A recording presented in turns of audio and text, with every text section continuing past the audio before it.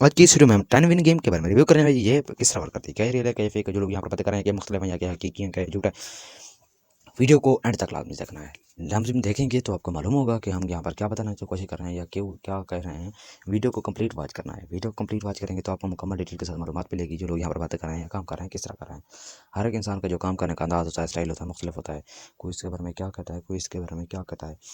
तो आप मेरी ये बात समझ लें मेरे भाइयों और बहनों, इस दुनिया में हर एक इंसान जो काम करता है वो उनकी अपनी समझ होती है। कोई यहाँ पर बिजनेस कर रहा है, कोई यहाँ पर वीडियोस बना रहा है, कोई यहाँ पर कोई और काम कर रहा है। जो भी काम करते हैं वो अपनी सोच समझ से करते हैं, कि जिसका जो हुनर होता है वो वहीं काम करता है।